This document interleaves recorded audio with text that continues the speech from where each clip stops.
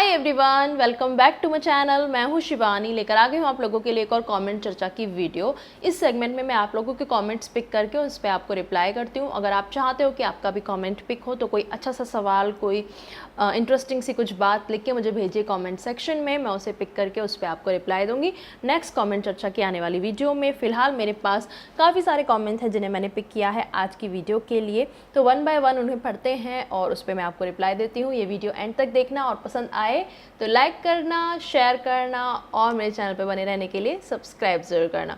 आइए शुरू करते हैं आज का वीडियो।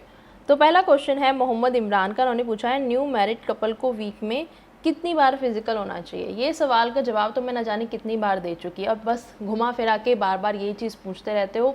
और मैं एक और बार फिर से बोलना चाहूँगी कि जितनी बार आपका और आपके पार्टनर के अंदर मन करे, जितना आपकी कैपेसिटी हो। देखो, हर इंसान की अपनी बॉडी की अपनी कैपेसिटी होती है, हर इंसान का अपना एक मूड होता है। नई नई शादी में हो सकता है आपको ज़्यादा डिज़ायर हो, ज़्यादा आपको करने का मन करे, इवन आपके पार्टनर का भी। तो आप डेली बेसिस पे भी कर सकते हो, एक दिन छोड़ के भी कर सकते हो, वीक में एक बार कर सकते हो, महीने में 2-3 बार कर सकते हो। इट्स टोटली फाइन, जब तक आप और आपका पार्टनर दोनों का तालमेल सही हो, दोनों का मन हो, दोनों की इच्छा हो और आप दोनों फिज़िकली फिट हो। देखिए, ये फिज़िकल होना कोई एक्सरसाइज से कम नहीं है, इसमें आपकी बॉडी की एनर्जी वगैरह लगती है। तो आप प्रॉपर अपना डाइट वगैरह लें, खुद को मेंटेन करके रखें। अगर ऐसा हो रहा है कि फिज़िकल होने के बाद आपका शरीर एकदम टूटा टूटा सा है, दर्द है, पेन है, अगले दिन उठा ही नहीं जा रहा है, तो ये चीज़ फिर इंडिकेट करती है कि आप बहुत ज़्यादा कर रहे हो। तो आपकी बॉडी आपको खुद ही साइन दे देती है जब आप उस पर बहुत ज़्यादा लोड डाल रहे होते हो।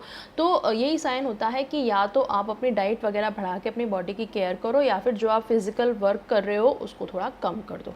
ठीक है, तो आई थिंक आपको जवाब मिल गया होगा। इसमें कोई डिसाइडेड नहीं है कि एक बार करना है, 2 बार करना है, 3 बार करना है। It all depends upon you and your partner. Next comment है SR 2.0। सिस्टर, आप YouTube से अलग और क्या करती हो और भैया जी क्या करते हैं? मैं YouTube में इतना टाइम और एनर्जी जाता है, इजी लगता है लेकिन इजी नहीं है। वो डायलॉग है ना दीपिका पादुकोण का, इजी लगता है लेकिन इजी है नहीं है। बहुत एफर्ट लगते हैं यूट्यूब पे। पहले मैं हफ्ते की 4 वीडियो डालती थी इस चैनल पे ही, लेकिन वो भी मेरे से अभी मेंटेन नहीं हो पाता, क्योंकि मैं यूट्यूब के साथ साथ अपने पूरा घर मैं खुद मैनेज करती हूँ। तो YouTube के अलावा मैं अपना घर मैनेज करती हूँ और मेरे घर में मेड भी जो आती हैं वो सिर्फ सफाई का काम करती हैं। उसके अलावा पूरा किचन का काम है, खाना बनाने से लेके और पूरी प्रिपरेशन है, मैनेज करना है घर को। मेरा बच्चा है छोटा, उसको मैनेज करना है, उसको स्कूल भेजना और उसकी यूनिफॉर्म की टेक केयर करना, उसके लंच की टेक केयर करना, आएगी तो उसे होमवर्क कराना, हस्बैंड का जो काम होता है उसको भी हैंडल करना। तो घर के साथ साथ यूट्यूब एक अपने आप में चैलेंज है। ये पूरा फुल टाइम जॉब है यूट्यूब। लोगों को ऐसा लगता है कि यूट्यूब पार्ट टाइम है। देखिए, शुरू में जब हम स्टार्ट करते हैं तो ये पार्ट टाइम जॉब होता है, लेकिन एक टाइम बाद आके जब आपकी कंटिन्यूस आपको वीडियो डालनी होती है, शेड्यूल करनी होती है, तो वो एक फुल टाइम जॉब ही होता है। और कभी कभी मैं इसमें भी मैनेज नहीं कर पाती हूँ। कितनी बार मेरी वीडियोस नहीं आ पाती, कभी मेरी तबीयत ख़राब है या मैं डाउन फील कर रही हूँ या मुझे कहीं घूमने जाना है, वेकेशन पे जाना है, घर में कोई फंक्शन है, तो मेरा यूट्यूब से ही वीडियो का जो कंटिन्यूटी है वो छूट जाती है। तो यूट्यूब में ही फुल टाइम मेरा टाइम अभी जाता है।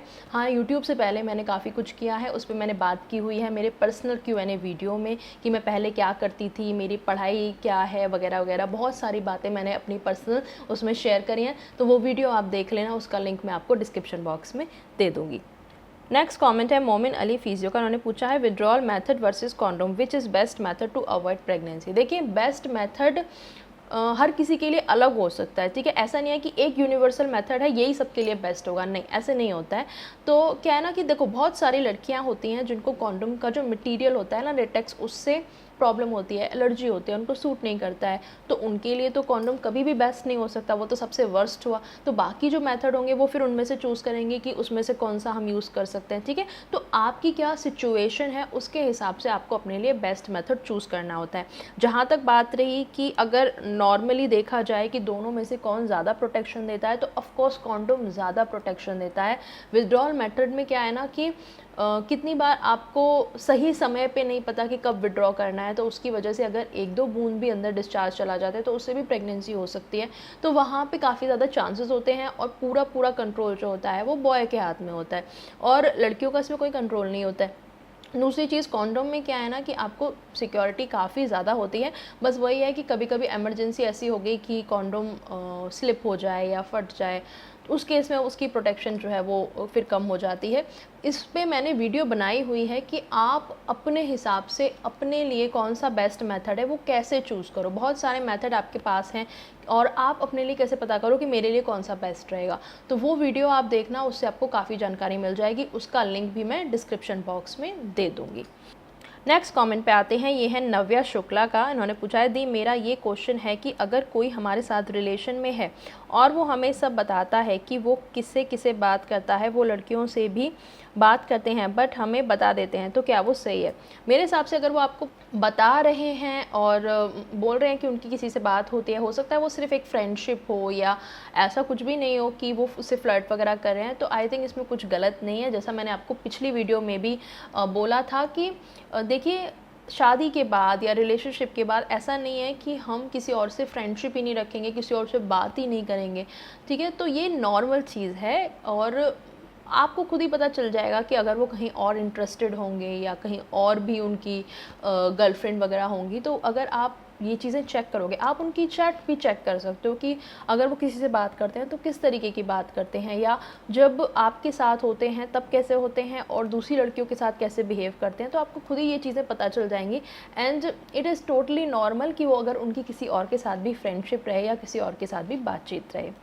नेक्स्ट कमेंट पे आते हैं, ये है मयूर तेजवानी का। उन्होंने पूछा है, मैम फोर प्ले में क्या क्या करना होता है, प्लीज़ गाइड। फोर प्ले में ऐसा कोई रूल बुक थोड़ी ना है यार कि क्या करना है। फोर प्ले में वही करना है जो आपको अच्छा लगे, आपके पार्टनर को अच्छा लगे, जिसमें आता है हक करना, कडल करना, मतलब गले से लगाना, रोमांस करना, किस करना, अब एक दूसरे की बॉडी को एक्सप्लोर करना, टच करना, ऐसी चीज़ें जिससे आपको और आपके पार्टनर को एक्साइटमेंट फील हो और आप दोनों का एक गर्मी बढ़ जाए, हीट बढ़ जाए और कुछ करने का फिर मन करे।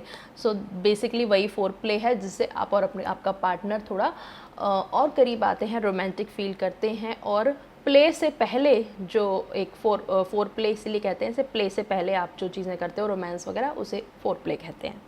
नेक्स्ट कमेंट पे आते हैं, ये है आकाश गेमिंग का।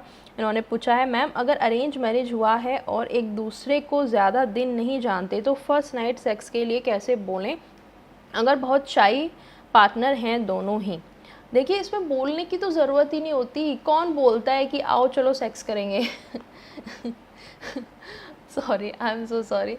तो ऐसे कौन बोलता है? कोई नहीं बोलता। स्पेशली शुरू की शादी में तो बहुत ज़्यादा थोड़ी हिचकिचाहट, शर्म हर किसी के बीच होती है, चाहे कोई कितना भी फ्रेंक हो, थोड़ी बहुत ऑकवर्डनेस तो होती है ही। तो कुछ भी ऐसे बोलने की ज़रूरत नहीं होती। अभी जैसे मैंने आपको समझाया था पिछले वाले कमेंट में कि फोर प्ले आपको करना होता है प्ले से पहले, तो आप अपने पार्टनर के साथ फोर प्ले स्टार्ट करो, उनसे रोमांटिक बात करना, किस करना, टच करना। फोर प्ले करते करते वो भी आगे से आपको रिस्पॉन्ड करेंगी और दोनों का एक वो जो फोर प्ले होगा तो अपने आप ही चीज़ें हो जाती हैं। अपने आप ही फोर प्ले से कब आप प्ले करने लगोगे पता ही नहीं चलेगा। इस पर कोई पूछने, बताने, परमिशन लेने की ज़रूरत नहीं होती। अगर उनका मन नहीं होगा तो वो फोर प्ले के टाइम पे ही मना कर देगी कि नहीं अभी मुझे नहीं करना, या मुझे कुछ काम है, या कुछ भी बहाना बना देगी, तो उससे आपको पता चल जाएगा कि अभी इनका मन नहीं है करने का। पूछेंगे कि करना है क्या ठीक है, ऐसा कुछ नहीं होता। नेक्स्ट कमेंट पे आते हैं और ये है Shaik Kifayatullah, I don't understand your name. इनका कमेंट है, next explanation and very good message ma'am, how much time should we maintain after the first baby that is born by caesarean? देखिए, 2 महीने का गैप आप रख सकते हो। जब से बेबी बॉर्न हुआ है उसके बाद से 40 दिन का जो टाइम होता है वो रिकवरी का टाइम होता है, चाहे आपकी सी सेक्शन डिलीवरी हुई हो या नॉर्मल डिलीवरी हुई हो। 40 दिन के बाद में आप एक बार डॉक्टर विज़िट कर सकते हैं। जैसे कि अगर सी सेक्शन है तो आप एक बार अपने टाँके वगैरह दिखा सकते हैं कि वो प्रॉपर्ली हील हुए हैं या नहीं हुए हैं, कुछ ख़राब वगैरह तो नहीं है। और कोई आपको अगर प्रॉब्लम है आपकी वाइफ को, मतलब कि पेन वगैरह है और कुछ डिस्कम्फर्ट है, तो वो उनके साथ वो डिस्कस कर सकती हैं। और एक बार डॉक्टर को दिखाने के बाद, अपनी प्रॉब्लम्स डिस्कस करने के बाद, अगर फिर वो ठीक फील करती हैं, डॉक्टर भी बोल देता है हाँ सब कुछ ठीक है, तो उसके बाद आप इंटीमेट हो सकते हो। तो 1.5 से 2 महीने तक आप वेट कर सकते हो, डिपेंड्स अपॉन कि आपकी वाइफ की क्या सिचुएशन है, और उसके हिसाब से फिर आप इंटीमेट हो सकते हो।